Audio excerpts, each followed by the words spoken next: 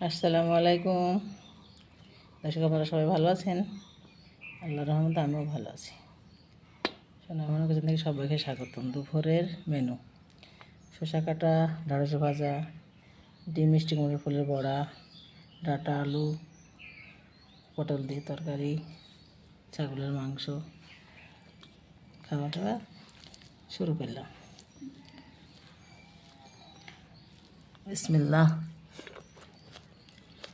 কি দারুণ! মাংসটা খুব দারুণ হয়েছে।